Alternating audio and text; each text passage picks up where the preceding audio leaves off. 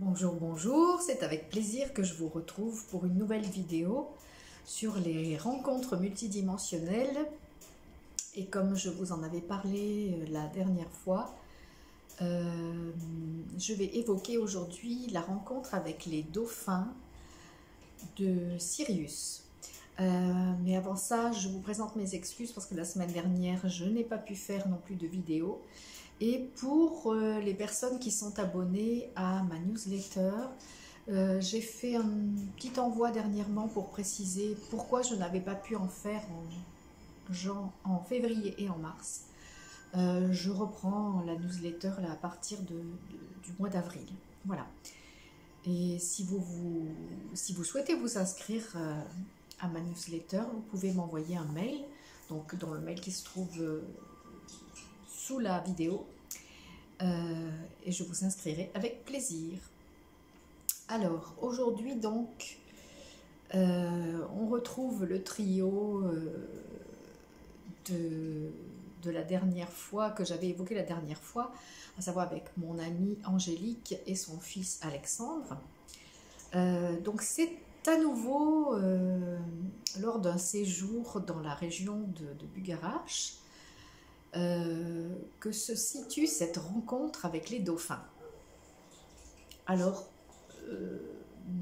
le temps ne permettant pas ce jour-là de faire l'ascension du mont Bugarache, je ne sais pas s'il y avait trop de vent ou du brouillard, ou, je ne sais plus quelle était la raison exacte, mais on nous avait conseillé d'aller voir le mont Cardou, le Pêche Cardou, qui est tout près de Rennes-les-Bains aussi, qui a une énergie totalement différente de celle du mont Bugarache, mais aussi une très belle énergie, très intéressante.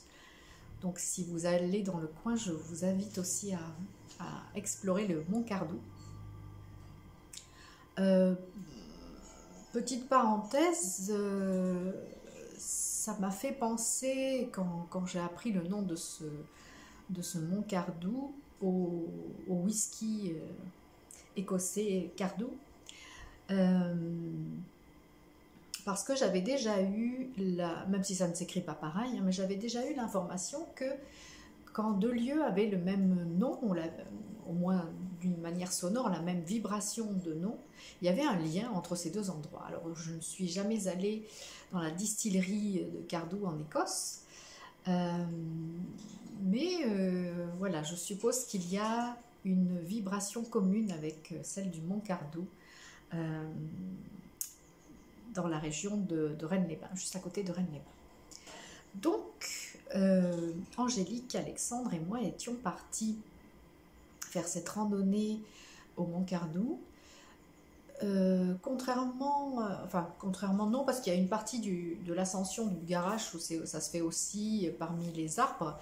Il y a, si je me souviens bien, des châtaigniers, beaucoup de petits chênes et de buis. Au mont Cardou, si je me souviens bien, il y avait des sapins. Et donc nous avons commencé notre promenade en explorant un peu. Ce qui était un peu dérangeant, c'est qu'il y avait des parties où les arbres avaient été coupés récemment, des grandes tranchées dégagées. Voilà, ça donnait le sentiment que la forêt était un peu blessée, qu'elle avait été un peu malmenée par les humains. Peut-être c'était pour créer des coupe-feux, enfin j'en sais rien, mais bon, c'était pas très agréable comme énergie. Mais à un moment donné, on est arrivé dans une espèce de clairière où on a senti une connexion très forte. Et donc, comme je vous le rappelle, Alexandre était peut-être qu'il est encore, je ne sais pas, avait beaucoup de perceptions. Angélique aussi, un petit peu moins, mais voilà, tous les trois, nous ressentions, nous percevions pas mal de choses. Et donc, à un moment donné, j'ai vu se dresser devant moi un grand dauphin, comme ils font dans l'eau, vous savez, où ils se dressent sur la queue pour faire des bonds. Donc là, il était dressé devant moi et ils étaient plusieurs. Ils nous ont dit être apparentés à Sirius. Donc, par ailleurs, ça n'est pas la première fois que j'entends parler de cette connexion des dauphins et de Sirius. Je crois qu'il y a certains médiums, peut-être Patricia Cori qui en a parlé aussi, je ne sais plus. Mais en tout cas, et je crois dans aussi l'Ancien secret de la fleur de vie, il est question de cette connexion des dauphins et de Sirius. Toujours est-il que ces dauphins, puisqu'ils étaient plusieurs, il y en a eu un d'abord, mais ils étaient, j'essaie de me souvenir, je crois qu'ils étaient 5, et ils ont formé un cercle autour de nous, et ils nous ont proposé une initiation. Le dauphin donc, qui s'adressait à nous a dit que ça allait être l'initiation de la mer Rouge. Donc apparemment, je ne sais pas si ça a un lien avec notre mer Rouge sur Terre, je ne pense pas vraiment. Mais en tout cas, c'était censé guérir ou désactiver des mémoires d'engloutissement, de noyade et d'engloutissement. Et donc, on était à l'intérieur de ce cercle entouré par les dauphins, tous les 3. Et ils nous ont dit que l'eau allait commencer à monter. Et donc, on a fermé les yeux et on s'est retrouvé dans cet espace fermé, dans une sorte de cercle ou de sphère fermée.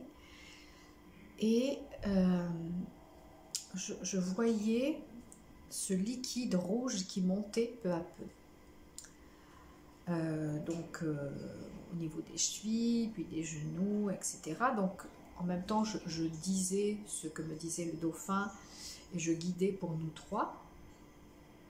Et ce liquide rouge montait de plus en plus, jusqu'à ce qu'il arrive donc quasiment au niveau du visage. Le niveau du liquide s'est arrêté de progresser pendant un instant et le dauphin nous a dit de continuer à respirer normalement, que nous allions retrouver cette mémoire, cette compétence, ce savoir-faire, de savoir respirer sous l'eau. Et qu'après quelques secondes peut-être d'angoisse, d'anxiété, voire de panique ou d'inconfort, on allait se retrouver vraiment dans un état de sérénité et de paix. Donc, il nous avait prévenu de ce passage un peu critique. Alors, je ne me souviens plus si Angélique et Alexandre étaient gênés à l'idée d'avoir la tête sous l'eau. Pour moi, ça a toujours été une grande source d'anxiété,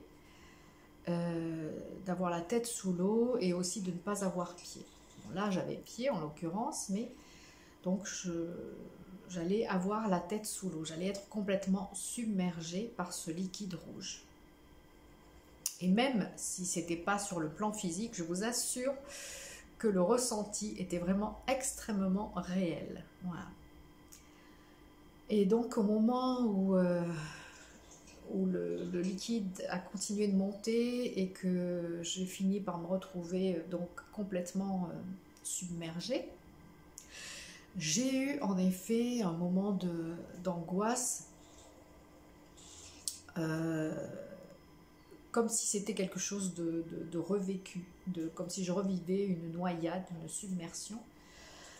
Donc depuis, j'ai eu l'occasion plusieurs fois de relier ça à l'Atlantide.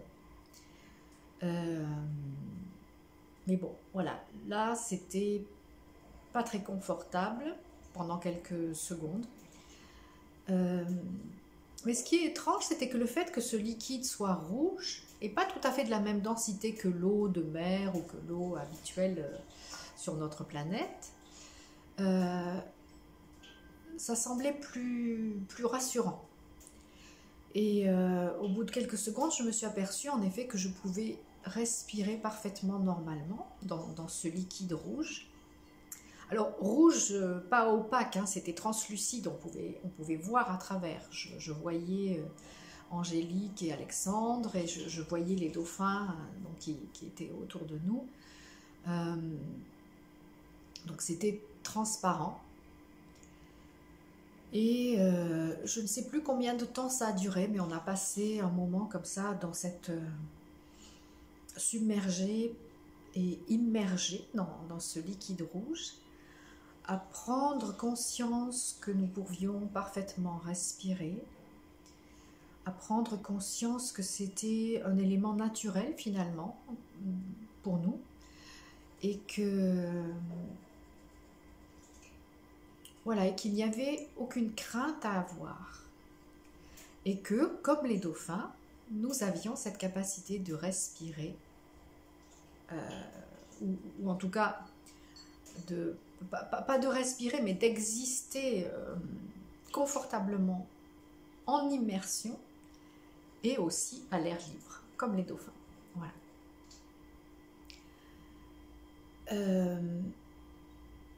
Il ne nous a pas été donné vraiment l'explication à quoi allait nous servir cette initiation de la mer Rouge. Peut-être qu'il s'agissait juste de transmuter des mémoires, mais il me semble que c'était plutôt dans un but précis. Pour le moment, pourtant ça fait quand même quelques années, mais pour le moment, je n'ai pas encore eu l'explication de la raison de cette initiation, autre que la transmutation de certaines mémoires traumatiques. Mais voilà, j'ai confiance. Je pense qu'un jour ou l'autre, je saurai pourquoi les dauphins nous ont fait vivre cette initiation. Et je ne sais pas pourquoi ça me fait penser à un témoignage de Jean-Charles Moyen, dont je vous ai déjà parlé dans d'autres vidéos.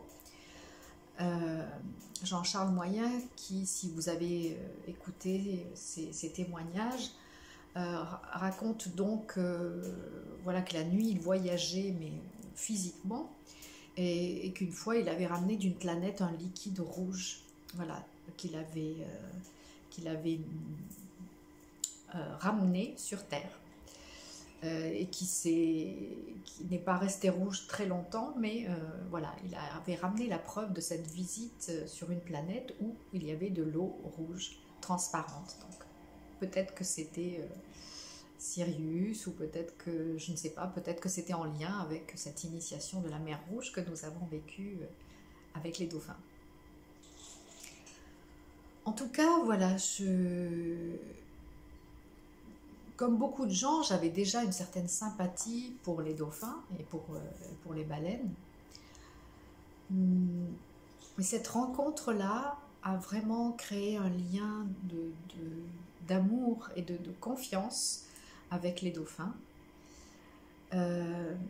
J'ai eu d'autres contacts après plus furtifs, mais je pense qu'un jour ou l'autre, j'aurai à nouveau de leurs nouvelles et que je comprendrai donc la raison de cette initiation.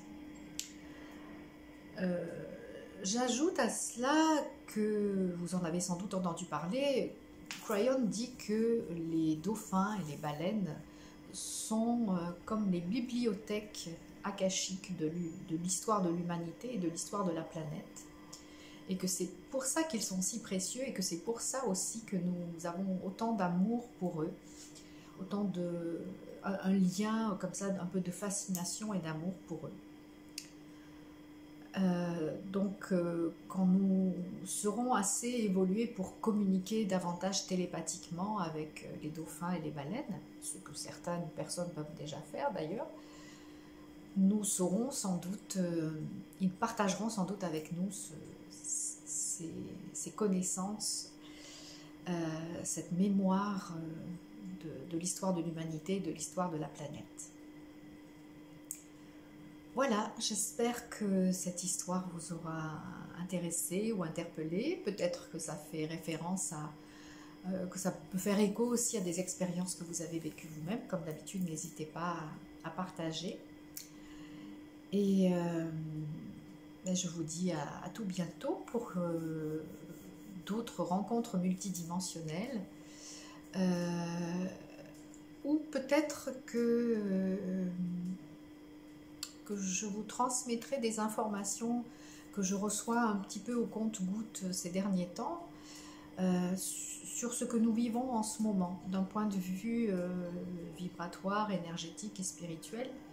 Il ne vous aura pas échappé qu'il se passe beaucoup de choses et que les énergies sont très intenses. Donc je pense que prochainement je partagerai avec vous certaines informations donc, que j'ai reçues au sujet de cette période que nous traversons et des énergies que nous recevons et que nous traversons et que nous intégrons en ce moment. Voilà, merci de vous abonner, merci aux nouveaux abonnés, merci de partager, de mettre un petit coup de pouce et à tout bientôt.